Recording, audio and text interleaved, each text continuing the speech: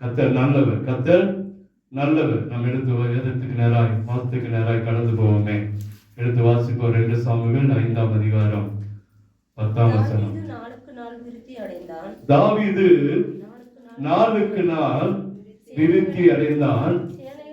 சேனைகளின் தேவனாகிய கர்த்தர் அவனோடு கூட இருந்தான். கண்களை மூடுவோமா?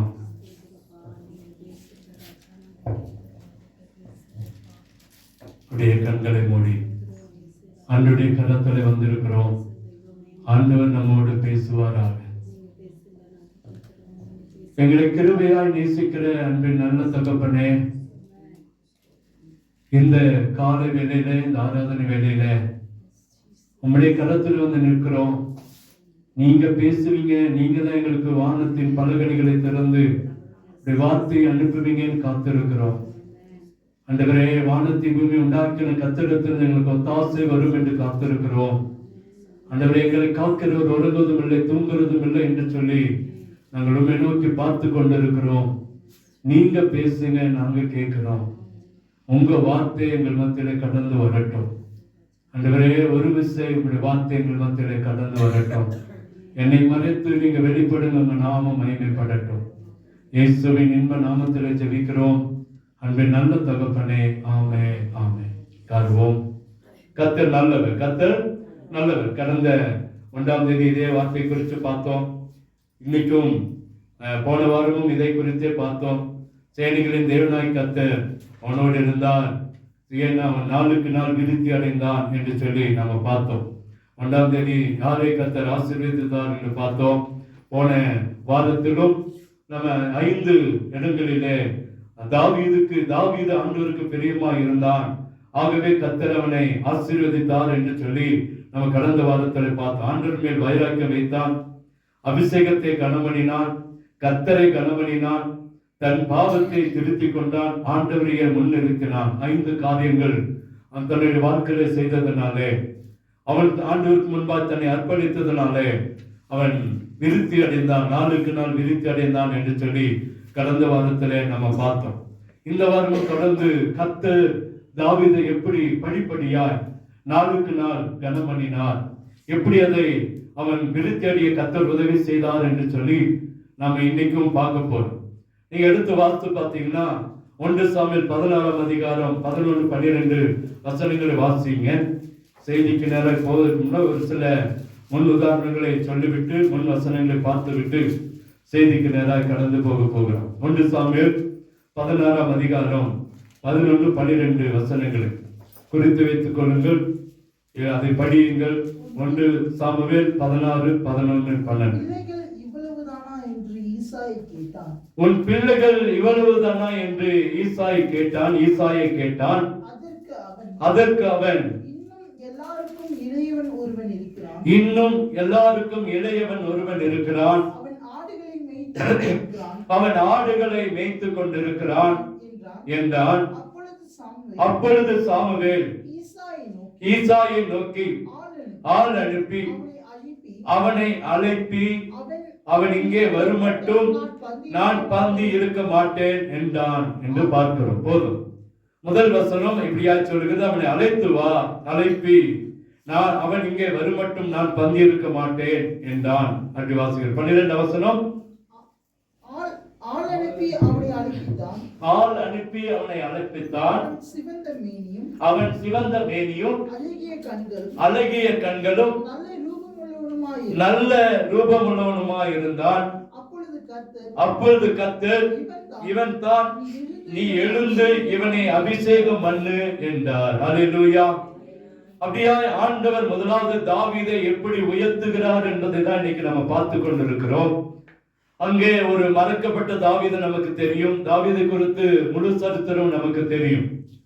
அங்கே ஒரு மறக்கப்பட்ட குடும்பத்தால் மறக்கப்பட்ட, தன்னுடைய தகப்பன் தாயால் மறக்கப்பட்டு, சகோதரர்களால் மறக்கப்பட்ட ஒரு தாவீது. அங்கே ஒரு பெரிய ஒரு காரியம் நடந்திருக்கிறது.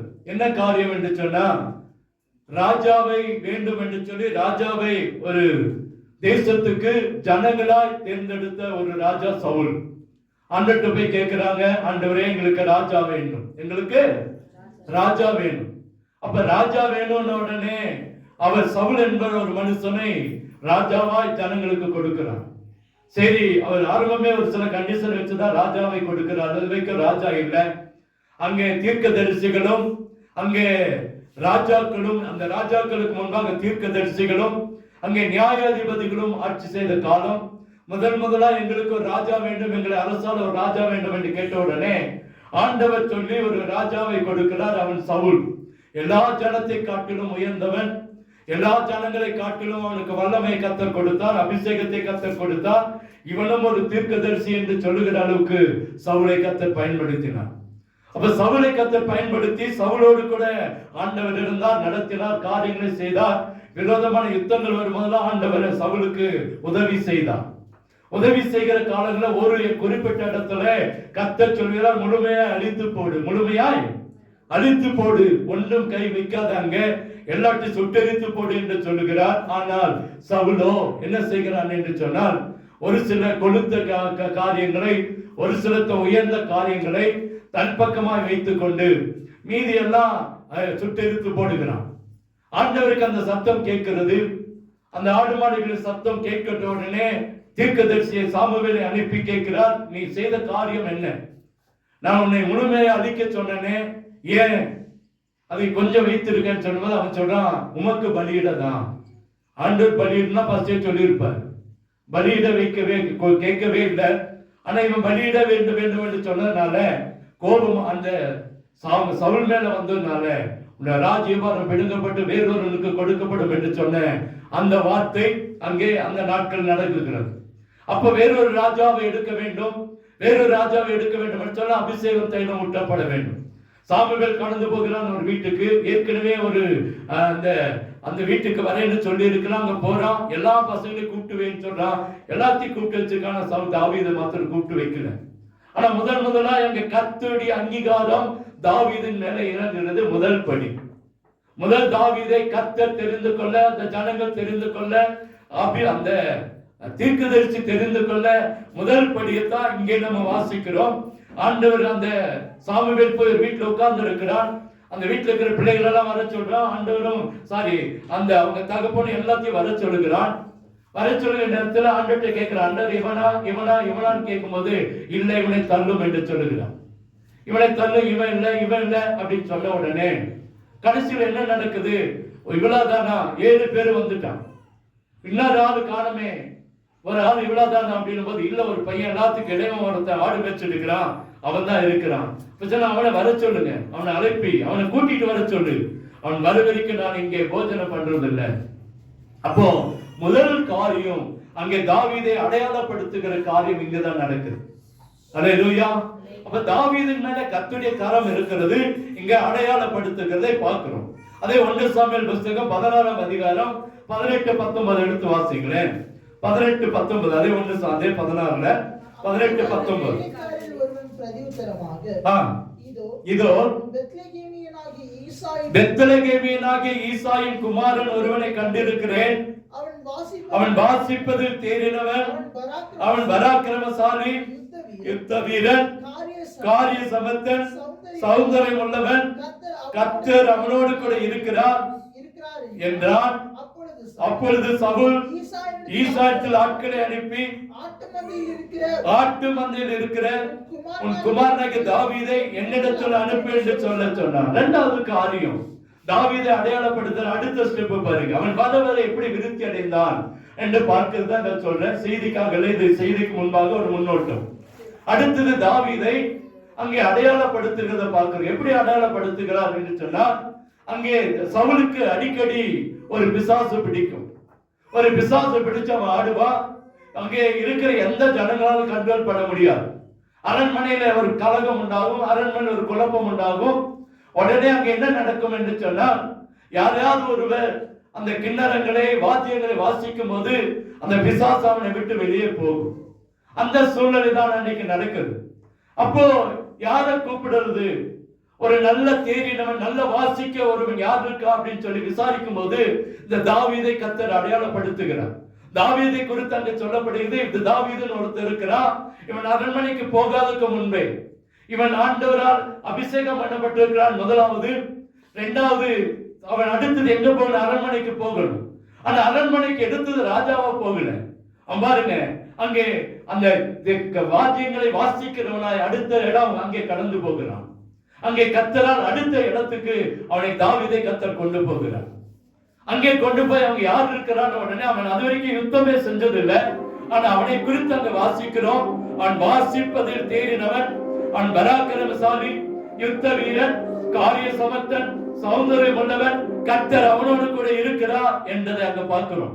அப்ப கர்த்தர் அவனோடு கூட இருக்கிறார் என்பதை ஜனங்களும் அறிந்து கொள்ள, ராஜாவை அறிந்து கொள்ள, ஃபர்ஸ்ட் தீர்க்கதரிசி அறிந்து கொள்ள கர்த்தர் உதவி செய்தார். இரண்டாவது ராஜா அறிந்து கொள்ள கர்த்தர் உதவி செய்தார். அல்லேலூயா. மூன்றாவது அதே 1 சாமுவேல் 17 அதிகாரம் 31 வசனத்தை வாசிங்களேன். 17:31. தாவீது சொன்ன வார்த்தைகளை அவர்கள் கேட்டு அதில் சவுலின் சமூகத்துக்கு அறிவித்தார்கள். அப்பொழுது அவன் அழைப்பித்தான். 3வது முறை அவன் அங்கே அரண்மனைக்கு 3வது முறை அழைக்கப்படுகிறான்.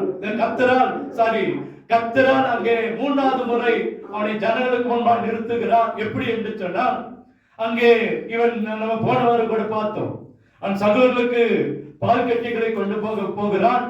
அங்கே போகும்போது அங்கே பார்க்கும்போது அங்கே ஒரு சத்தம் வருகிறது. அங்கே சத்தம் வந்த உடனே இவனுக்கு ஒரு வைராக்கியம் வருகிறது. அப்ப இதை கொல்வதற்கு, இவனை அழிப்பதற்கு என்ன கிடைக்கும் என்று சொல்லி, அப்ப இவன் அங்கே ஜனங்களுக்கு முன்பாக தன்னை அர்ப்பணித்ததுனால அடுத்த இடத்துக்கு, அந்த அரண்மனைக்கு ராஜாவால் கூப்பிட்டப்பட்டு அழைக்கப்படுகிறான். அதே 38 வசனத்தை வாசிங்களேன். சவுல் தாவீதுக்கு தன் வஸ்திரங்களை உடுத்தி வைத்து வெண்கலமான ஒரு சீராவை அவன் தலையின் மேல் போட்டு ஒரு கவசத்தையும் அவனுக்கு தரிப்பித்தான். அடுத்தது பாருங்க, அடுத்து 3வது காரியம் நடக்கிறது. அரண்மனைக்கு போனது மாத்திரமல்ல, அங்கே ராணுவ உடையை அவனுக்கு தரிப்பிக்கப்படுகிறது. ராணுவ உடை அங்கே தரிப்பிக்கப்படுகிறது. 39 வசனம்.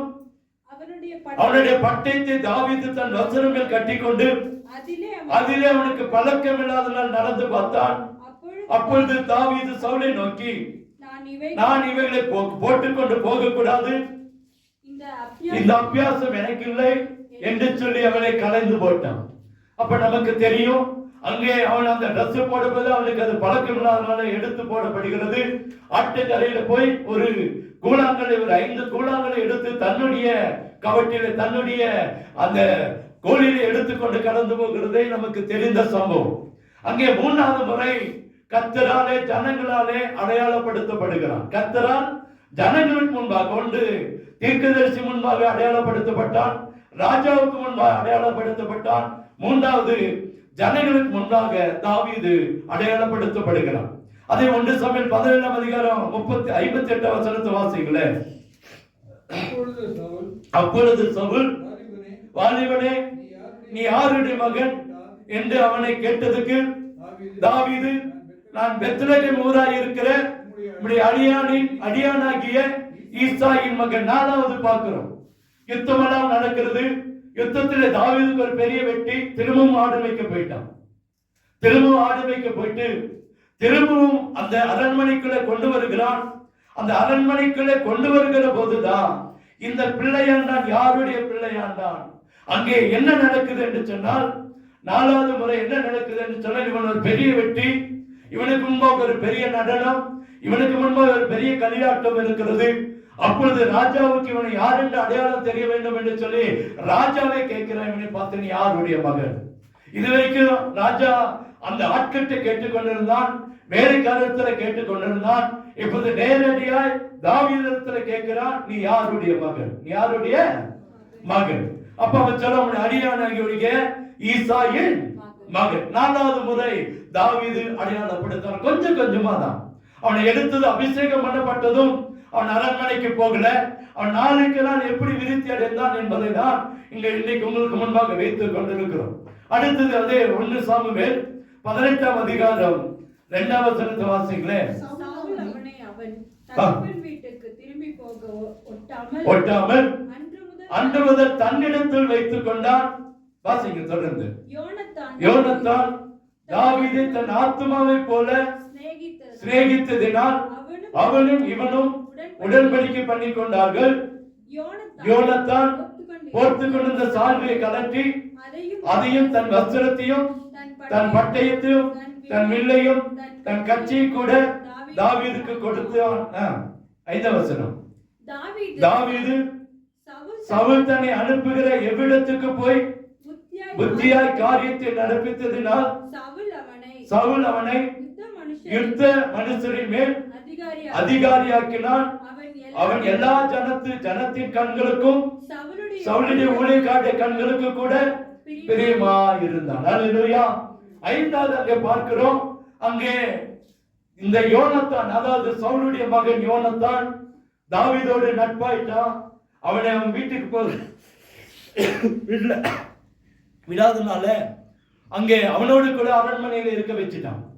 அப்போ அவன் சொல்ற காரியங்கள் எல்லாம் சரியாய் செய்தான். ஆகவே அங்க என்னவாயிட்டான்னு சொன்னா, புத்தியாய் காரியத்தை நடப்பித்ததினால் சவுல் அவனை யுத்த மனுஷரின் அதிகாரி ஆக்கிட்டான். முதல் என்னவானா, அபிஷேகம் கிடைச்ச உடனே அங்க மேல ராஜாவாய் வரல, யுத்த மனுஷருக்கு அதிகாரியாய் கர்த்தர் மாட்டினான். யுத்த மனுஷருக்கு அதிகாரியாய் மாட்டினான். அவன் எல்லா ஜனத்தின் கண்களுக்கும், யுத்த மனுஷரின் அதிகாரியாய் மாறின உடனே எல்லா ஜனத்தின் கண்களுக்கும் அவன் எப்படி ஆயிட்டான்? சவுலின் ஊழியக்காரருடைய கண்களுக்கும் பிரியமாய் இருந்தான். என்ன ஆயிட்டான்? பிரியமாய் ஆயிட்டான். அதே 18-20 வாசிங்களே. அப்பொழுது தாவீது சவுலை பார்த்து, ராஜாவுக்கு மருமகனாகிறதற்கு நான் எம்மாத்திரம். மேல 20 வாசிட்டு 20 அடுத்து வாசிங்க. 18-20. சவுலின் குமாரத்தியாகிய மீகாள் தாவீதை நேசித்தால் அது சவுலுக்கு அறிவிக்கப்பட்ட போது சந்தோஷமா. இந்த அடுத்தது பாருங்க ஸ்டெப், அவனுக்கு யுத்தத்தில் அதிகாரியை கர்த்தர் மாட்டினார். அங்கே யுத்தத்தின் அதிகாரியை கர்த்தர் மாட்டினது மாத்திரமல்ல, அடுத்தது சவுலுக்கு மருமகனாய் கர்த்தர் மாட்டினார். சவுலுக்கு 27 வசனம் அதான் சொல்லுது, அதற்கு குறித்த நாட்கள் நிறைவேறும் முன்னே தாவீது எழுந்து போய் தன் மனுஷரை கூட்டிக் கொண்டு போய் பெலிஸ்தீர் 200 பேரை வெட்டி அவர்கள் நுனித்தோல்களை கொண்டு வந்து தன் ராஜாவுக்கு மருமகனாக மடிக்கி அவனை ராஜாவுக்கு எண்ணி செலுத்தினான். அப்பொழுது சவுல் தன் குமாரத்தியாகிய மீகாளை அவனுக்கு மனைவியாக கொடுத்தான். அல்லேலூயா. அப்ப ராஜாவுக்கு மருமகனாய் கர்த்தர் என்ன செய்தாருங்க? மாட்டினார். அப்போ ஆண்டவர் அந்த தாவீதை படிப்படியாய் முதல் அபிஷேகத்தை கொடுக்கிறார். அடுத்தது அவனுக்கு அந்த தாவீது சவுலுக்கு பிரச்சனை என்பது காப்பாற்ற போகிறான். 3வது தேசத்துக்கு பிரச்சனை என்பது போதங்கே போய் நிற்கிறான். 4வது அந்த சவுலுக்கு வேண்டியவனாய் மாறிட்டான். 5வதாக சவுலுக்கு மருமகனாய் மாறினான். அதில் 5வது அந்த தேசத்தில யுத்தத்தின் அதிபதியாய் மாறினான். 6வது சவுலுக்கு மருமகனாய் மாறினான். அல்லேலூயா. அதே 27:6 எடுத்து வாசிங்க. 1 சாமுவேல் 27:6. அப்பொழுது ஆபீஸ் அன்றைய தினம் சிக்லாகை அவனுக்கு கொடுத்தான். சிக்லாகை அவனுக்கு கொடுத்தான். அடுத்தது பாருங்க, ஒரு சின்ன கிராமத்தை, சின்ன பட்டணத்தை தாவீது கையிலே வந்தது. ஒரு பெரிய அபிஷேகம் என்னப்பட்ட உடனே அவன் படிப்படியாய் முன்னேறுகிறதை பார்க்கிறோம். அதை இன்னைக்கு சொல்லிட்டு இருக்கிறோம். அடுத்தது அவனுக்கு என்ன பொறுப்பு? அதுக்கு பின்பாக நிறைய காரியங்கள் நடக்கிறது. அவன் மருமகனான பின்பு அவனுடைய கோபத்துக்கு ஆளாகிறான். அவன் பெரிய காரியங்களை செய்கிறான். ஆனா ஆண்டவருடைய திட்டம் என்ன அப்படின்னா, அவன் கடந்து போன இடங்கள் எல்லாம் பாத்தீங்கன்னு சொன்னீங்கன்னா ஏறக்குறைய 12 இடத்துல அவன் அலைக்கழிக்கப்பட்டிருக்கிறான். தாவீது சாதாரணமா இல்ல, ராஜாவாகல. ஒரு அபிஷேகம் கிடைச்சது. அந்த அபிஷேகத்துல கர்த்தர் அவனை படிப்படியாய் மேலே கொண்டு வந்தான். நாளுக்கு நாள் அதான் விருத்தி, நாளுக்கு நாள் அவனுக்கு விருத்தி. ஆனாலும் விருத்தியோடு நிக்கல, பிரச்சனையும் வந்தது. என்ன வந்துச்சு? பிரச்சனை. அது நிறைய சொல்லிட்டே போன உங்களுக்கு தெரியும். இன்னும் ஒரு சில காலங்கள் தான் நானும் அதை சொல்றேன். அவனுடைய மாமனார் விரோதியா போனான், பசங்க விரோதியா மாறினான், நிறைய காரியங்கள் விரோதமா நடந்தது. அவன் நடந்து போன இடங்கள் மாத்திரம் என்னுடைய கணக்கின்படி ஒரு 12 இடங்களை அவன் போய் தங்கி இருந்திருக்கிறான், ஓடி ஒளிஞ்சிருக்கிறான். அங்கெல்லாம் பயந்து வாழ்ந்து இருக்கிறான். நோப் என்கிறதான ஒரு இடம், காத் என்கிறதான ஒரு பட்டணம், அது இல்லாம என்கிறத ஒரு கெபிலா என்கிறதான ஒரு இடத்துல, சீப் என்கிறதான ஒரு ஊர்ல, எசிமோன் பள்ளத்தாக்கில் இருந்திருக்கிறான், மாகோன் வனாந்தரத்தில் இருந்திருக்கிறான், என்கேதி என்கிறான் ஒரு பட்டணத்தில் ஒரு வனாந்தரத்தில் இருந்திருக்கிறான், கர்மேல் மலையில ஒளிஞ்சிருக்கிறான், ஆகிலா என்கிறதான் ஒரு பெரிய மேட்டில ஒளிஞ்சிருக்கிறான், சிக்லாக் என்கிறதான் ஒரு இடத்துக்கு வந்திருக்கிறான், கடைசியா எப்ரோன் என்கிறதான் ஒரு இடத்துக்கு வந்துதான் மீண்டுமாய் கர்த்தர் அவனை யூதாவுக்கு ராஜாவாய் மாட்டுகிறார். அல்லேலூயா. இந்த 12 இடங்களை கடந்து வர அவன் பட்ட பாடுகள் எல்லாம் சொன்ன இன்னைக்கு போதாது, நாளைக்கு போதாது, ஒரு வாரம் சொல்லிட்டே இருக்கலாம். அவ்வளவு வேதனைகளை, அவ்வளவு பிரச்சனைகளை அனுபவித்தவன் தாவீது. ஆனா இதுல இன்னைக்கு நம்ம என்ன கற்றுக்கொள்ள போகிறோம் என்று சொன்னா, கர்த்தர் அழைத்த அழைப்பை கர்த்தர் விட்டு கொடுக்கவும் இல்லை, கர்த்தர் எதற்காக தெரிந்து கொண்டாரோ அதை அவர் நம்மை விட்டு விலக்கு போடவும் இல்லை. அல்லேலூயா. அப்ப அடுத்தது என்ன பார்க்கணும்னா, சிக்லாக் பட்டணத்துக்கு 27:6 வரா ஒரு சின்ன பட்டணத்தை கர்த்தர் அந்த ஊர் ஜனங்கள் தராங்க. அந்த ஊர் ஜனங்கள் விட அந்த தேசத்தை ஆண்ட அந்த ராஜா தரான். ஒரு குறுநில மன்னன் அந்த தேசத்தை தாவீது எல்லாம் ரொம்ப விசேஷமா அவங்களோடு யுத்தத்துக்கு போனதுனால அந்த பட்டணத்தை நீ வச்சுக்கப்பா, நீ இதை கையில வச்சுக்கோன்னு சொல்லி கொடுக்கிறான். அங்கிருந்துதான் இந்த ராஜாவுக்கு யுத்தத்துக்கு போவான், பல காரியங்களை செய்து கொண்டிருந்தான். சவுல் ஓட துரத்துனா, சவுலுக்கு விரோதமா எந்த இடத்துல எழும்பல, ஆனா சவுல் தாவீதுக்கு விரோதமா எழும்பின நிறைய இடங்களை நம்ம பார்க்கலாம். அது அடுத்தது பாத்தீங்கன்னா 2 சாமுவேல் 2:4 எடுத்து வாசிங்களேன். 2 சாமுவேல் 2:4. அப்பொழுது யூதாவின் மனுஷர் வந்து அங்கே தாவீதை யூதா வம்சத்தாரின் மேல் ராஜாவாக அபிஷேகம் பண்ணினார்கள். அங்கே தாவீதை என்ன செஞ்சாங்க? யூதா வம்சத்தாரின் மேல் ராஜாவாக அபிஷேகம் பண்ணினார்கள். போதும். இது எப்ப நடக்குது அப்படின்னா, சவுல் உயிரோடு இருக்கிற வரைக்கும் இல்ல. சவுல் உயிரோடு இருக்கிற வரைக்கும் இல்ல. அந்த 2ஆம் அதிகாரத்துல வரும்போது சவுல் மரித்து போகிறான். சவுல் பாருங்க, இவன் நினைச்சிருந்தானா சவுல் இருக்கும் போதே தாவீது ராஜாவாய் இருந்திருக்க முடியும். ஏன்னா தாவீது ராஜாவாய் அபிஷேகம் பண்ணப்பட்டவன். ஆனா சவுல் இருக்கிற வரைக்கும் இவன் அந்த பதவிக்கு என்ன செய்வே வரவே இல்லை. இவன் இறந்த பின்பு ஒரு சின்ன ஒரு நாடு யூதா தேசத்தை மாத்திரம் சவுல் அந்த பட்டணத்தார் வந்து, தாவீதே நீங்க எங்களுக்கு என்னவா இருங்க, ராஜாவா இருங்க அப்படின்னு சொல்லி அடுத்த இடத்துல அவனுக்கு ஒரு முன்னேற்றத்தை கர்த்தர் தருகிறார். ஒரு சின்ன பட்டணத்தை கர்த்தர் கொடுத்தார். ஒரு யூத வீரர்களுக்கு அதிபதியாய் கர்த்தர் மாட்டினார். சண்டை யுத்த வீரர்களுக்கு முதல்ல. 2வது ஒரு சின்ன பட்டணத்தை கர்த்தர் கொடுத்தார். 3வது ஒரு யூத பட்டணத்தை, யூத தேசத்தை கர்த்தர் தாவீது கையில கொடுத்தார். 4வது எடுத்து வாசிக்கிறோம். 2 சாமுவேல் புத்தகம் 5ஆம் அதிகாரம் 3, 4, 5. 2 சாமுவேல் 5ஆம் அதிகாரம். எப்ரோனிலே ராஜாவிடத்துல வந்தாங்க. எங்க வந்துட்டான்? நான் சொன்ன பாருங்க, இந்த எப்ரோன் என்பது 12வது இடம், சுத்தி அலைஞ்ச இடம். அந்த 12வது இடத்துல இருக்கும்போதுதான் வாசிங்க. தாவீது ராஜா எப்ரோனிலே கர்த்தருக்கு முன்பாக உடன்படிக்கை பண்ணின பின்பு தாவீதை இஸ்ரவேலின் மேல் ராஜாவாக அபிஷேகம் பண்ணினார்கள். தாவீது ராஜாவாகும் போது 30 வயதா இருந்தான். அவன் 40 வருஷம் ராஜ்யபாரம் பண்ணினான். எத்தனை வயசுங்க?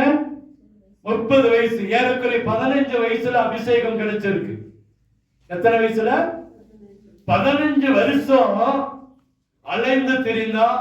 ஆனா கர்த்தர் அவனை படிப்படியாய் கர்த்தர் உயர்த்தி வந்தான். நாட்கள் கடந்து போயிருச்சு, காலங்கள் கடந்து போயிருச்சு. இனி எங்களுக்கு என்ன நடக்கும் நம்ம நினைக்கிறோம். ஆனா தாவீதுடைய வாழ்க்கையில ஏறக்குறைய 15 வருஷம், அந்த வருஷம் எனக்கு சரியா தெரியல. ஆனா ஒரு சின்ன பையன் அந்த வயசுல கர்த்தர் அபிஷேகம் பண்ணுகிறார். ஆனால் 30 வயசுலதான் முழு இஸ்ரவேல் தேசத்துக்கு ராஜாவாய் கர்த்தர் அபிஷேகம் பண்ணுகிறார். அல்லேலூயா. அப்ப இந்த 15 வருஷம் கர்த்தருடைய திட்டம் மாறிச்சா? கர்த்தருடைய சித்தம் மாறிச்சா? கர்த்தருடைய அழைப்பு மாறிச்சா? கர்த்தர் செய்ய வேண்டியதை செஞ்சுட்டே இருந்தார். பிரச்சனை ஒரு பக்கம் இருந்துச்சு, ஓட்டம் ஒரு பக்கம் இருந்துச்சு, அழிக்கிறதுக்கு அநேகர் எழுங்க வந்தாங்க. அவனை கொல்ல அநேகர் எழுப்பி வந்தாங்க. ஆனாலும் கர்த்தருடைய திட்டத்திலிருந்து கர்த்தர் விலகவே இல்லை. கர்த்தர் செய்ய வேண்டியதை செய்து கொண்டே இருந்தார். நாளுக்கு நாள் தாவீதை விருத்தியடைய செய்து கொண்டே இருந்தார். அல்லேலூயா. கர்த்தர் ஒரு நோக்கத்தை வைத்து ஒரு மனுஷனை அழைத்துட்டார்னா அவனை ஒருபோதும் கைவிடவே மாட்டார். இங்க தாவீது நாளுக்கு நாள் விருத்தி அடைந்தார். போன வாரம் பார்த்தா அவன் இப்படி இருந்ததுனால விருத்தி அடைய செய்தார். இன்னைக்கு அவனுடைய தனிப்பட்ட வாழ்க்கையை பார்க்கிறோம். அப்படியே படிப்படியா அங்க வேதாகமத்தில் வாசிக்கிற 1 சாமுவேல் 2 சாமுவேல் முழு 1 சாமுவேல் வாசித்தீங்கன்னா தாவீதை எப்படி அவன் நாளுக்கு நாள் அவன் வளர்ந்தான், அவனுடைய வாழ்க்கை எப்படி ஓடினது என்பதை பார்க்கிறோம். கர்த்தரும் கூட இருந்தார், கர்த்தரும் துணை இருந்தார் என்பதை அங்கே பார்க்க முடியும். கடைசியாய் 30 வயதிலே ராஜாவாய் அபிஷேகம் பண்ணப்படுகிறார். அல்லேலூயா. ஏறக்குறைய 40 ஆண்டுகள். அப்ப எத்தனை வயசு வரைக்குங்க? 70 வயசு வரைக்கும் பலம் இருக்கிற வரைக்கும். எத்தனை வயது இருக்க வரைக்கும் பலன்? ஆண்டவர் என்ன சொல்றாரு? ஆயுசு நாட்கள் எவ்வளவு சொல்றாரு? ஆண்டவர் என்ன சொல்றாருங்க? பலத்தின் மிகுதியா 80 வருஷம். ஆனா பலன் என்று சொன்னா 70 வயசு தான். இந்த 10 வருஷம் என்பது என்னதான்? பிரச்சனை தான். கிருபை இருக்கணும். பிள்ளை வீட்டுல கிருபை இருக்கணும். மனைவி இடத்துல பிள்ளைகளிடத்துல கிருபை இருந்தா தான் இந்த 10 வருஷத்தை ஓட முடியும். இல்லாட்டி என்ன செய்ய முடியாதுங்க? ஓட முடியாது. ஆனா 70 வயசுன்றது ஒரு பூரணமான ஆண்டவர் கொடுத்திருக்கிற ஆயுசு. ஏன்னா இன்னைக்கு காலம் குறுகிருச்சு. அப்ப இந்த 70 வயசு வரைக்கும் பலன் இருக்கிற வரைக்கும் அவனுடைய வயசு பூரண வயசுல செத்து போனான். ஆனா வயசு தன்னுடைய ஆயுசு தன்னுடைய உடல்ல பலன் இருக்கிற வரைக்கும் அரசடா இருந்தவன் தாவீது. அல்லேலூயா. அங்க கீழே வசனங்களை வாசித்து பாத்தீங்கன்னா எப்ரோனிலே யூதாவின் மேல் 7 வருஷமும் 6 மாதமும், எருசலேமிலே சமஸ்த இஸ்ரவேலின் மேலும் யூதாவின் மேலும் 33 வருஷம் ராஜ்யபாரம் பண்ணினான். 2 பிரித்து சொல்லப்படுகிறது. யூதாவில் எத்தனை வருஷம் இருந்தா, எருசலேமில எத்தனை வருஷம் இருந்தா பாருங்க.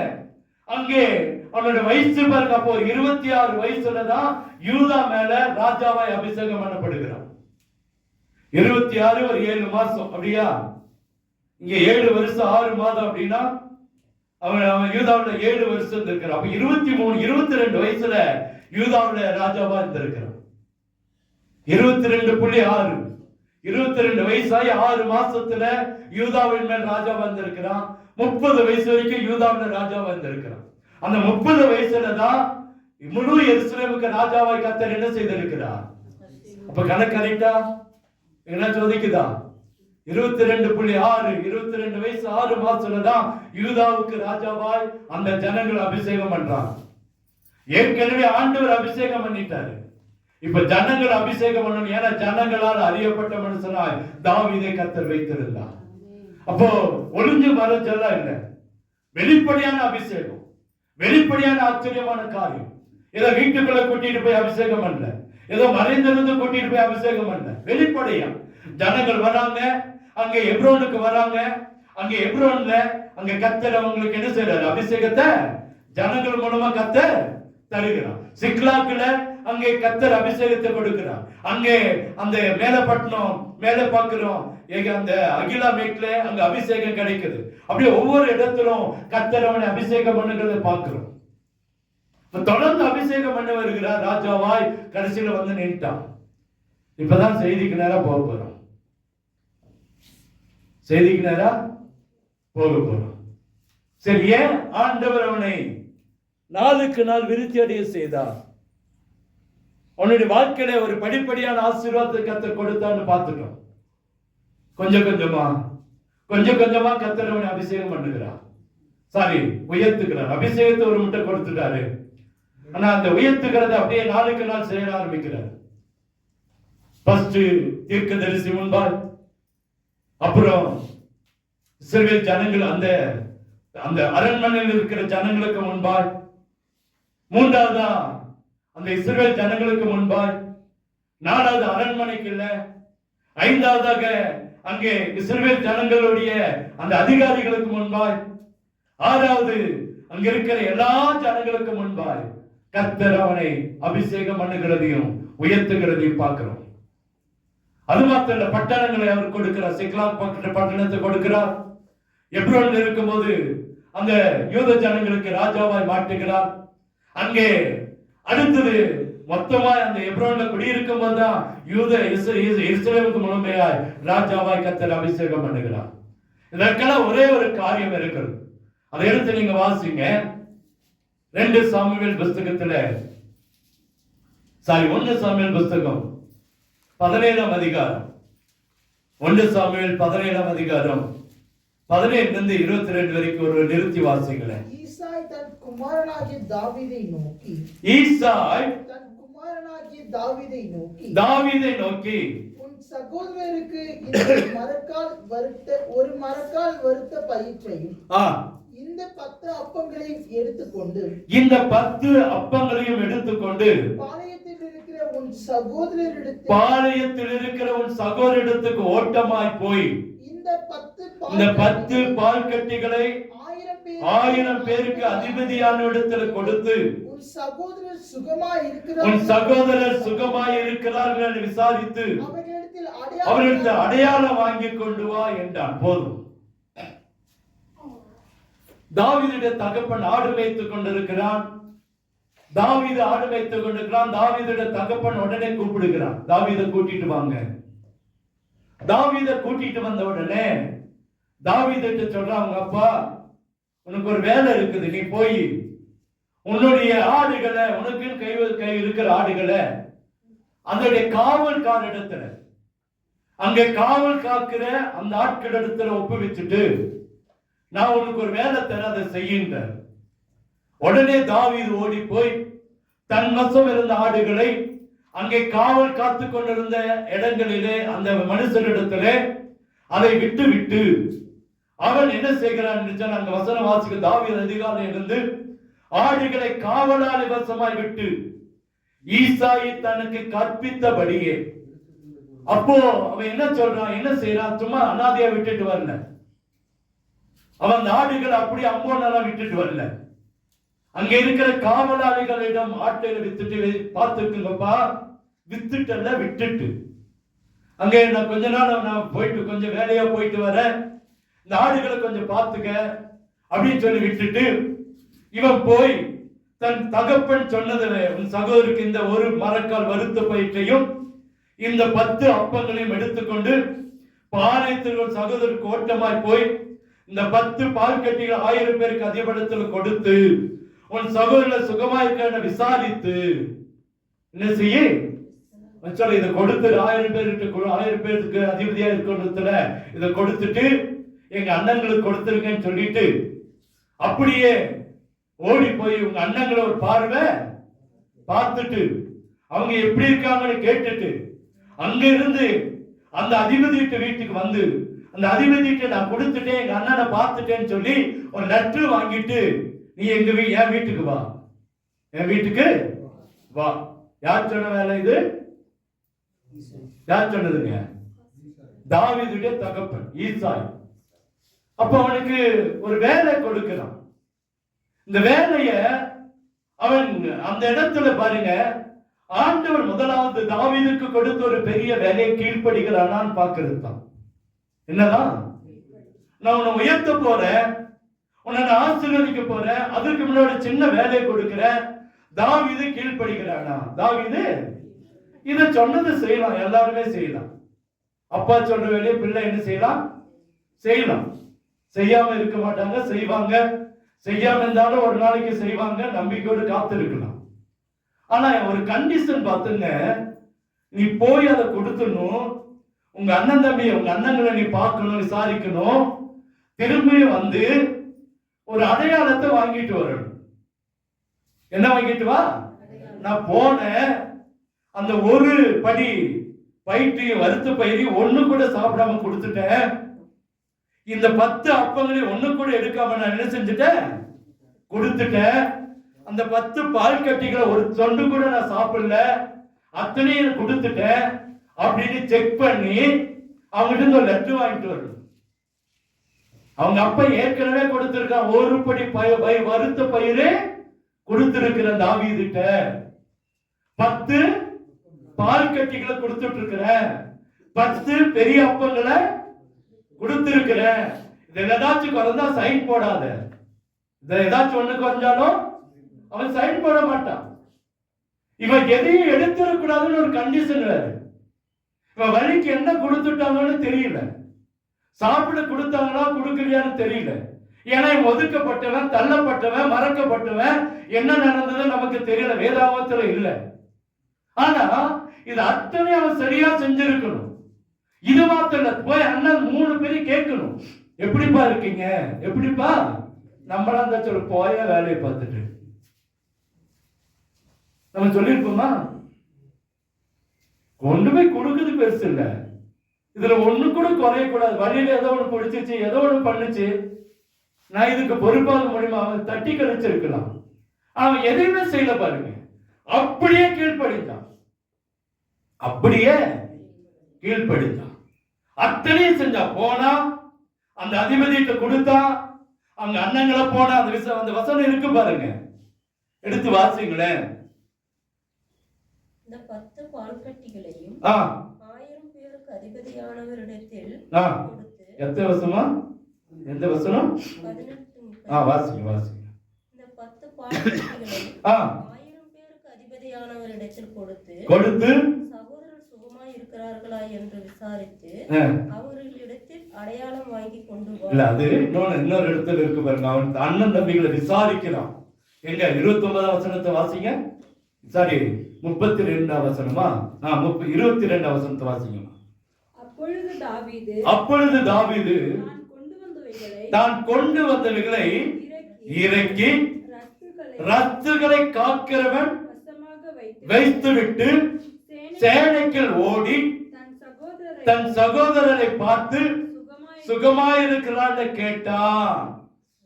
பாருங்க, அதுக்கு பின்னாடி யார்கிட்ட வரணும்? இந்த ரஸ்து விற்கிற அந்த 1000 பேர் அதிபதிட்டு வரணும். அங்க லெட்டர் வாங்கணும். அங்க என்ன செய்யணும்? லெட்டர் வாங்கணும். அப்போ இதை வச்சுட்டு ஓடுறான். இதை அவன் கையில கொடுத்துட்டு ஓடி போய் தன் அண்ணன்களை நல்லா இருக்கிறீங்களான்னு கேட்டுட்டு ஓடி வரணும். வரும்போதுதான் இந்த காரியம் நடக்குது. யார் வந்து நிக்கிறா? கோலியாத்து நிக்கிறான். பாருங்க, தன் தகப்பனுடைய வார்த்தையை ஒண்ணு கூட பேசாம அப்படியே கீழ்ப்படிந்து, அப்படியே இது தகப்பனுக்கு கீழ்ப்படிந்தது அல்ல, ஆண்டவருக்கு கீழ்ப்படிந்த காரியம். இது ஆண்டவர் வைத்த ஒரு டெஸ்ட், ஆண்டவர் வைத்ததான ஒரு காரியம். தகப்பன் மூலமாய் அங்கே சொல்லப்படுகிறது. எந்த தகப்பனார் இப்படி சொல்லுவானா? சொல்லுங்க. நீ போய் 10 பால் கட்டி கொடுக்கணும், 10 அப்பத்தி கொடுக்கணும், அங்க இருக்கிற ஒரு வறுத்த பயிர் ஒரு படி அப்படியே என்ன செய்யணும்? நீ பசிச்சா கொஞ்சம் சாப்பிட்டு போப்பான்னு தான் சொல்லுவோம். நம்ம என்ன சொல்லுவோம்? உன் பசிக்கு கொஞ்சம் தனியா வச்சுக்கோ. நீ எவ்வளவு தூரம் எத்தனை நாள் நடந்தாலும் தெரியல. ஏன்னா அவன் மேய்க்கிறதுக்கும் அவன் இருக்கிற ஊருக்கும் அந்த ஏறத்துக்கு போதுக்கு எத்தனை நாட்கள் ஆச்சோ தெரியல. அப்ப நம்ம சொல்லி, இப்ப நீ கொஞ்சம் பசிக்கு வச்சுக்கோ. பஸ்க்கே 10 ரூபா சேர்த்து கொடுக்குற ஆட்கள் நம்ம. அப்ப பசியோடு விட்டுருப்போமா? விட்டுருக்க மாட்டோம். ஆனா இவன் பாருங்க, கரெக்டா கொடுத்து அதை கரெக்டா அடமானத்தை வாங்கிட்டு வாழ்றான். என்ன சொல்றா? ஒரு அடையாளத்தை வாங்கிட்டு வாழ்றான். நான் கொடுத்துட்டேன், நான் செஞ்சுட்டேன், ஒரு அடையாளத்தை வாங்கிட்டு வா. தாவீது அப்படியே செய்தாங்க. ஒன்னும் பிசகாம கர்த்தருடைய வார்த்தைக்கு அப்படியே கீழ்ப்படிந்ததுனாலேயே கர்த்தர் தாவீதை நாளுக்கு நாள் விருத்தி அடைய செய்தார். ஒன்னும் பிசகல. கர்த்தர் கொடுத்த வார்த்தைய, கர்த்தர் சொன்னத ஒண்ணு கூட தவறாம செய்கிற பிள்ளைகளா நீங்களும் நானும் மாறும் பொழுது மாத்திரம்தான் கர்த்தர் நம்மளை நாளுக்கு நாள் நாளுக்கு நாள் நாளுக்கு நாள் விருத்தி அடைய செய்ய முடியும். அதை மறந்துடக்கூடாது. நம்ம இஷ்டம் இல்லை, நம்மை அழைத்த தேவன் நம்ம இஷ்டத்துக்காக கொண்டு வரல. தேவனுடைய சித்தத்தை செய்யவே உங்களை நீ அழைத்திருக்கிறார். நான் இப்படிதான் இருப்பேன் நம்முடைய வாழ்க்கை. எது வரைக்கும் நம்ம ரட்சிக்கப்படாத வரைக்கும் தான் இப்படிதான் இருப்போன்றது. நம்ம ரட்சிக்கப்பட்டுட்டோம், தேவனுடைய பிள்ளைகளாய் மாறிட்டோம். இப்போ ஒவ்வொரு நாளும் நீங்களும் நானும் செய்ய வேண்டியது, தேவன் என்ன சொல்கிறாரோ அதன்படி மாத்திர செயலாய் மாறும் பொழுது மாத்திரம்தான் நாளுக்கு நாள் நாளுக்கு நாள் விருத்தி அடைய முடியும். நம்ம சுயமெல்லாம் என்னைக்கும் செத்து போச்சுங்க. இன்னைக்கு நம்ம இஷ்டம், என்னுடைய இஷ்டம், நான் இப்படிதான் வருவேன், நான் இப்படிதான் செய்வேன், அப்படி எல்லாம் சொல்லவே முடியாது. தாவீதுடைய தகப்பன் என்ன சொன்னானோ, தாவீதுக்கு என்ன கட்டளை கொடுத்தானோ அதை அப்படியே செய்து முடித்தவன் தாவீது. ஆகவேதான் கர்த்தர் அவனை நாளுக்கு நாள் விருத்தியடைய செய்தார். நீங்களும் நானும் தேவனுடைய பிள்ளைகள். நம்முடைய இஷ்டம் அல்ல. அவன் நினைச்சிருந்தா சொல்லிக்கலாம், கொஞ்ச நேரம் போய் ஆடுகளை மேய்ச்சிட்டு, கொஞ்ச நேரம் போய் இருந்துட்டான் பாருங்க. அவன் போய் தன் ஆட்டுகளை காவலாளி வாசல்ல வச்சுட்டு அதிகாலையில எழுப்பிட்டான். எப்ப எழுதுனா கொஞ்ச நேரம் தூங்கிட்டு ஒரு 12 மணிக்கு போகலாம், நம்ம வேலையெல்லாம் முடிச்சுட்டு சர்ச்சுக்கு போகலாம். ஞாயிற்றுக்கிழமை கூட நம்ம வேலைகளெல்லாம் பார்த்துட்டு தான் சபைக்குள்ள வரோம். அல்லேலூயா. அப்படிதானே இருக்கிறோம். வெள்ளிக்கிழமை கூட அப்படித்தானே இருக்கிறோம். தாவீது தேவன் கொடுத்த கட்டளைய, ஈசாய் கொடுத்த கட்டளைய மதிச்சான், கீழ்ப்படிஞ்சான். நமக்கு ஆண்டவர் கொடுத்திருக்கிற 10 மணிக்கு ஆராதனை. பாஸ்டர் இங்க இருந்துட்டு ஆராதனை பாட்டு எடுங்க, அபிஷேக பாட்டு எடுங்க. இப்பவே ஆராதிக்கிற ஆட்கள் அபிஷேக பாட்டு வந்து ஆராதிக்க போறாங்களா என்ன சொன்னாங்க? நல்லாவே பாடும் போதே ஆராதிக்கிறது இல்ல. அபிஷேக பாட்டு மாத்திரம் வந்தது, கை தட்டி 2 அந்நிய பாஷை பேசினா என்ன பிரயோஜனம் இருக்கு? தேவன் கொடுத்த கட்டளை இது. தேவன் நமக்கு சொல்லி இருக்கிறத கீழ்ப்படியாத வரைக்கும் நம்ம வாழ்க்கையில் ஒரு ஆசீர்வாதத்தை பெற்றுக் கொள்வது சந்தேகமாயிரும். நான் சொல்ல வேண்டிய சொன்ன கடைசி நாட்கள் ஆச்சு. தேர்ட் வார் ஆரம்பமாயிடுச்சு. பாத்தீங்களா? டிவி பாத்தீங்களா? இந்தியாவுக்கும் பாகிஸ்தானுக்கும் யுத்தம் ஆரம்பிச்சிருச்சு. இதுதான் கடைசி பையன். இந்த யுத்தத்துக்காக தான் காத்துட்டு இருந்தாங்க. அமெரிக்கா, ரஷ்யாவெல்லாம் காத்துட்டு இருந்தாங்க இந்த முஸ்லிம் ஜனங்களை அழிக்கணும்னு சொல்லி. பாருங்க, நேற்று 5 மணிக்கு 5:30 மணிக்கு முடிச்சிடலாம்னு சொல்லி பேசினாங்க. 8 மணிக்கு குண்டு போட்டான். தெரியுமா? அவன் கீழ்ப்படிய மாட்டான்.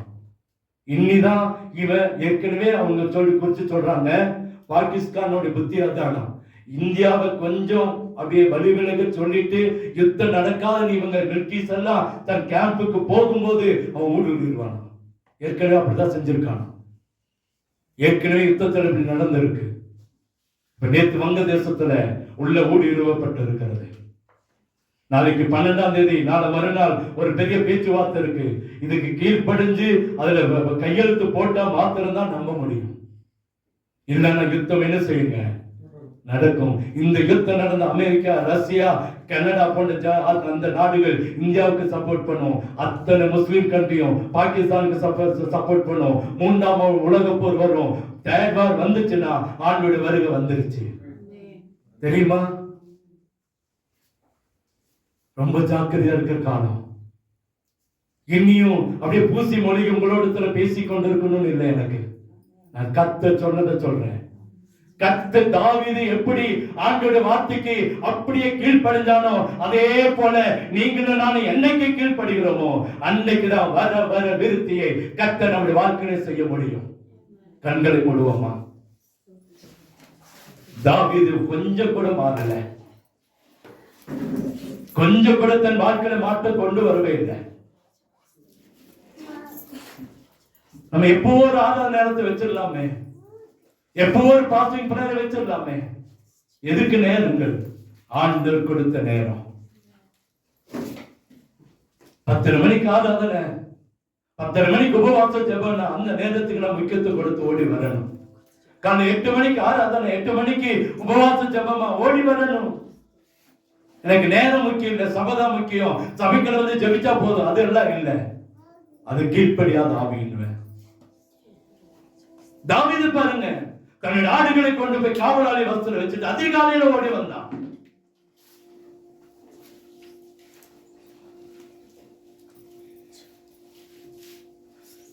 நமக்கு இருந்த அபிஷேகம் ஊற்றப்படவில்லை.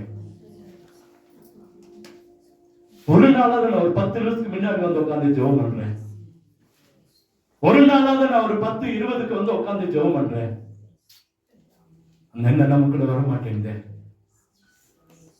இன்னும் நாட்கள் இல்லைங்க. துணிகரத்துக்கெல்லாம் ஒரு பதில் வரும். அன்னைக்கு நம்ம கைவிடப்பட்டுள்ள போயிட்டோம்னா ரொம்ப கஷ்டம். நீங்க வெளிப்படுத்தின விசேஷத்தை படிச்சு பாருங்க. இந்த காலத்துல என்ன நடக்க போகுதுன்னு. வேதாகம வாசிக்கிற மற்றதெல்லாம் விட்டுட்டு இப்போதைக்கு வெளிப்படுத்தின விஷயத்தை வாசிங்க.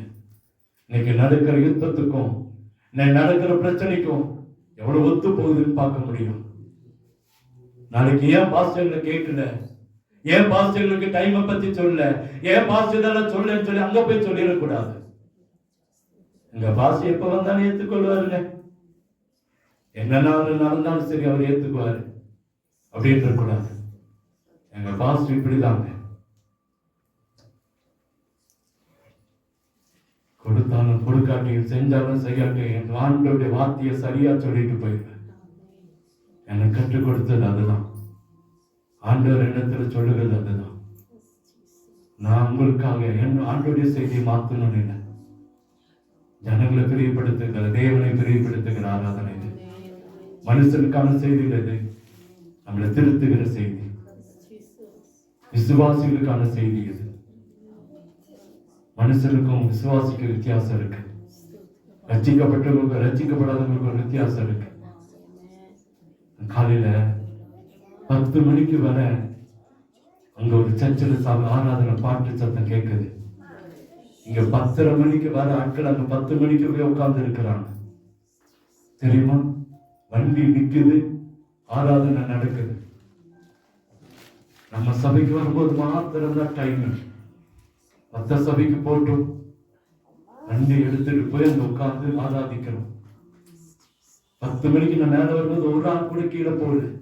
ஆனா சர்ச்சில் அங்க 9:50க்கு பாட்டு சத்தம் கேட்டுச்சு. இவங்களை வச்சுதான் சொல்றேன். நீங்க பாக்கியா ஸ்ட்ரீட்ல ஜோம் பண்ணும்போது 9:45 பாட்டு சத்தம் கேட்குது. அந்த தாகம் நமக்குள்ள வரணுங்க. சபைக்குள்ள ஒரு தாகம், ஒரு சின்ன வீட்டுக்குள்ள எங்கேயோ இருந்து வந்து மனசு ஆரம்பிச்சத இன்னைக்கு கணமணி ஓடுறாங்க. ஒரு சபையை கட்டி 39 வருஷத்தை முடிச்சு 40வது வருஷம் கத்தனம்ல நடத்தி வருகிறாரு. அவர் சித்தம், அவர் அர்த்தத்தை சிந்தி சம்பாதித்த சபை. மனுஷனால இல்லை, எந்த மனுஷர்கள் நமக்கு அதுக்கு காரணமா இருந்திருக்கலாம். ஆனா இந்த சபையோட முழு பொறுப்பு கர்த்தருடையது. பரிசுத்த ஆவியானுடைய அனுக்கிரகம் இல்லைன்னா இந்த சபை இந்த இடத்துல கட்டப்பட்டு இருக்கா. இத்தனை வருஷம் இந்த இடத்துல சபை இருந்திருக்கா. அழகான சபையை, அன்பான சபையை கர்த்தர் நமக்கு கொடுத்திருக்கிறார்.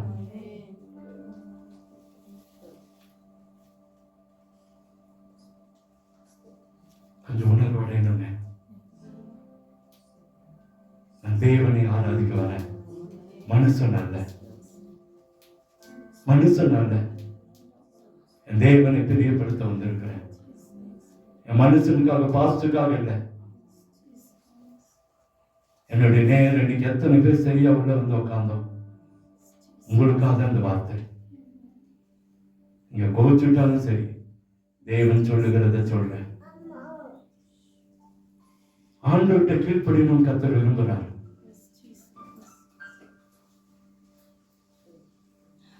இங்க பஸ் கிடைக்கலன்னா சோலூர் போய் பஸ் ஏறி போறோம், தட்னீர் வண்டிக்கு போய் பஸ் ஏறுறோம்.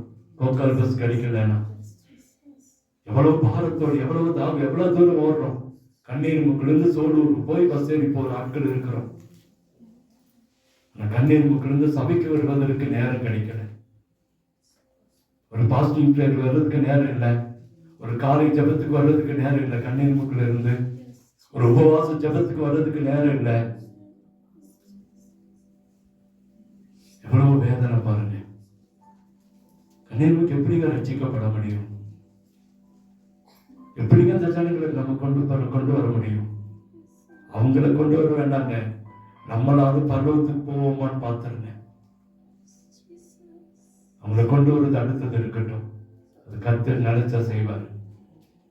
ஒரு கீழ்காட்டு வீச பண்ணா கூட்டமா ஜனங்களை கொண்டு வந்து நிறுத்த முடியும். நம்மளை கர்த்தர் சரிப்படுத்தணும்னு நினைக்கிறேன். நம்ம சரியானா ஜனங்கள் ஓடி வருவாங்க. நம்ம சரியில்லை, உண்மையுமே சொல்லணும்னா நாம அதுக்கு இன்னும் பாத்திரமா மாறல. நம்ம மாறினா போதும், ஜனங்கள் வருவாங்க. எத்தனை சபையில் உட்கார்ந்து அழுகணும், நீ காலையில் உட்கார்ந்து அழுகிறோம். அண்டர் என்று உணர்த்தினாதான் நாம் இன்னும் சரியாகணும்.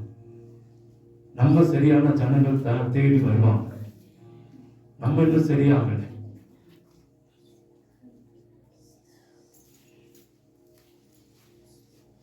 தாவீது கீழ்ப்படிந்தான்.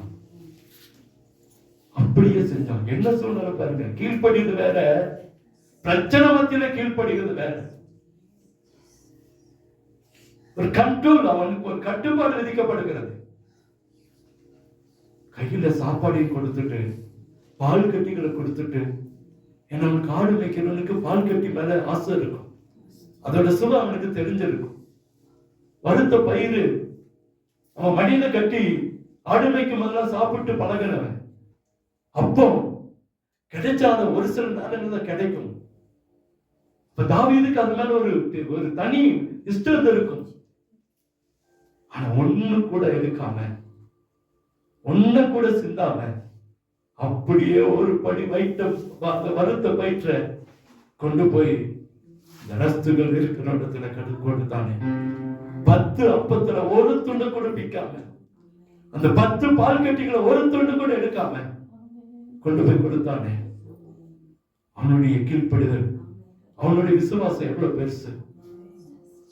நம்ம இடத்துல என்னத்தை கேட்கிறார்? ஆராதனைக்கு வாங்க, ஜபிங்க, வேதத்தை வாசிங்க, ஆராதனைக்கு முக்கியத்துவம் கொடுங்க.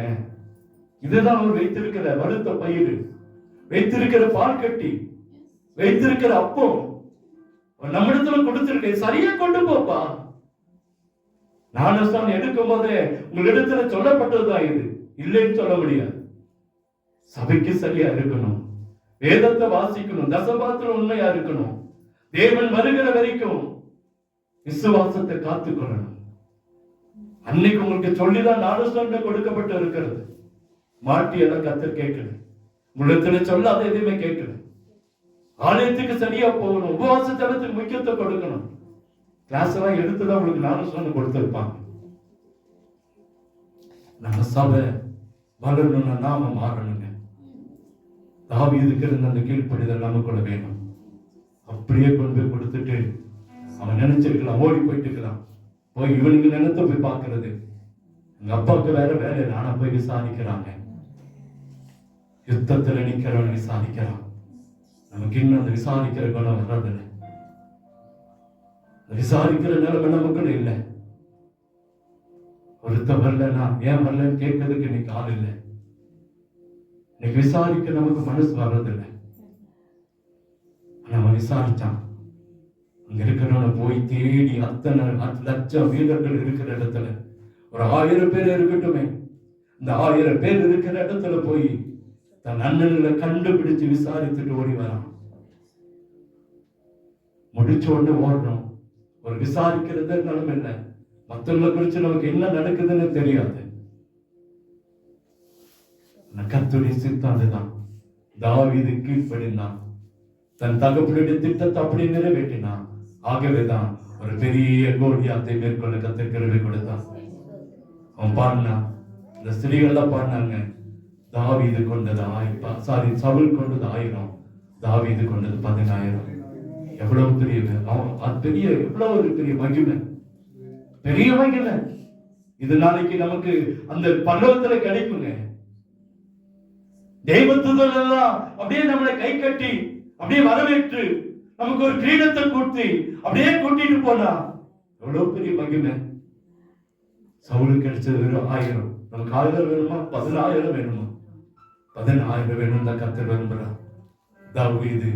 தாவீது வர வர விருத்தி அடைந்தான். இன்னொரு இடத்துல போது தாவீதுக்கும் சவுலுக்கும் தாவீதுக்கும் குடும்பத்துக்கும் நெடுநாளத்து வந்தது. சவுல் ஒண்ணும் இல்லாமல் போனா, தாவீது பலத்தவனா மாறினான். வர வர பலத்தவனா மாறணும். நீங்களும் நான் பலத்தவனா மாறணும். கர்த்தர் விருப்பம் அதுதான், கர்த்தருடைய ஆசை அதுதான். நம்ம கொஞ்சம் யூட்டிலைஸ் பண்ணிக்குவோமா? நம்மளே கொஞ்சம் சரிப்படுத்திக் கொள்வோமா? தேவனுக்காக மாத்திரம், எனக்காக இல்லை. அப்படியே நேர்மலங்கால் முடிய பழகுவோமா? அப்படியே தேவன் கருத்தில் அர்ப்பணிப்போமா? தாவீது கீழ்ப்படிந்தான், வர வர விருத்தி அடைந்தான். நம்ம இடத்துல இன்னைக்கு கீழ்ப்படிதல் இல்லை. ஆண்டவர் வேதனை பண்றாரு. எனக்கு இவ்வளவு கஷ்டம் இருக்கும், அது ஆண்டவருக்கு எவ்வளவு வேதனை இருக்கும். நான் கீழ்ப்படினா உங்களுக்கு எவ்வளவு கஷ்டமா இருக்கும். நான் உங்க பேச்சு ஒரு வார்த்தை கீழ்ப்படியில நான் செய்யல அப்படின்னா உங்களுக்கு எவ்வளவு வேதனை இருக்கும். என்னை காட்டிலும் ஆண்டவர் எவ்வளவு வேதனைப்படுவார். இன்னைக்கு என்ன ஆண்டவர் வேதனைப்பட்டாரா இல்ல சந்தோஷப்பட்டாரா? நீங்களே முடிவு விடுங்க. உங்க மூலியமா ஆண்டவர் இன்னைக்கு மகிமைப்பட்டு இருக்கிறாரா இல்ல வேதனைப்பட்டு இருக்கிறாரா? ஒப்பு கொடுப்போம். இதை வந்துட்டு அப்படியே போறதுக்காக ஆராதனை இல்லை. நம்ம வாழ்க்கையில கொஞ்சம் மாற்றம் வரணும். கொஞ்சம் நாளைக்கு நாள் ஒரு விருத்தி வரணும்.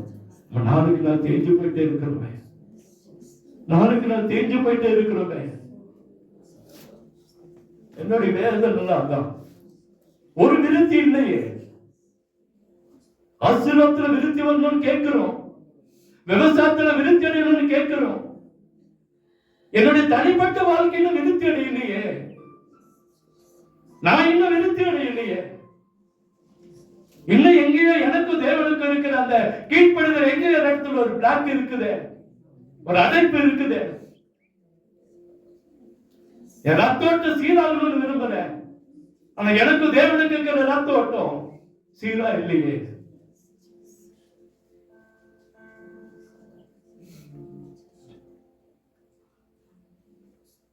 ஆண்டவர் இன்னைக்கு நம்மோடு பேசிக் கொண்டிருக்கிறார். தாவீது கீழ்ப்படிந்தான், வல்லவர விருத்தி அடைந்தான். நீங்களும் நானும் கீழ்ப்படிந்தா வல்லவர விருத்தி அடைய முடியும். எல்லாவற்றிலும் சரீரம், குடும்பம், ஆசீர்வாதம், செய்கிற கைட்டு செய்கிற வேலை, விவசாயம், மிருக ஜீவன், வாகனம், எல்லாவற்றிலும் ஆசீர்வாதத்தை தருவார். தேவனுக்கு கீழ்ப்படிவோம். தேவனுடைய வார்த்தைக்கு கீழ்ப்படிவோம். கர்த்தர் நம்மை ஆசீர்வதிப்பாராக. எங்களை கிருபையாய் நேசிக்கிற அன்பின் நல்ல தகப்பனே, நீங்க பேசுறீங்க, நாங்க கேட்கிறோம். எங்க வாழ்க்கையில ஒரு மாற்றத்தை தாங்க. என்னுடைய வாழ்க்கையில் ஒரு மாற்றத்தை தாங்க. நான் மாறணும், நான் மாறணும்ப்பா. என்ன மாத்துங்க. நீங்க இந்த வார்த்தை எனக்காகவே இருக்கட்டும்ப்பா. நான் மாறணும், என்ன மாத்துங்க. இருக்கிற ஒவ்வொருவருக்கும் இந்த வார்த்தை உரிமையாகட்டாங்க. மாத்துங்கப்பா, மாற்று நாட்டவரே. உங்களுடைய கிருபை ஊட்டப்படட்டும்ப்பா. எல்லாருமே நம்முடைய தயவு ஊட்டப்படட்டும். இந்த காரணம் ஊட்டப்படட்டும்ப்பா. தயவு ஊட்டப்படட்டும். பிரசன்னத்துக்குள்ள, மகிமைக்குள்ள எல்லாரையும் மறைத்துக்கொள்ள வேண்டும் என்று சொல்லி ஜெபிக்கிறேன். வரக்கூடிய நாட்கள்ல ஆசீர்வாதத்துல மாத்திரமல்ல, ஜெப ஜீவியத்திலும், ஆவிக்குரிய வாழ்க்கையிலும், பரிசுத்தத்திலும், உண்மையிலும், அபிஷேகத்திலும், ஆவிக்குரிய வரங்களிலும், ஆவிக்குரிய வல்லமையிலும் விருத்தி அடைய வேண்டும் என்று சொல்லி ஜெபிக்கிறோம். நாமும் மகிமைப்படட்டும். வந்திருக்கிற ஒவ்வொரு ஆசீர்வாதம், குறைவுகளை மாட்டுங்க, நிறைவே கொடுங்க.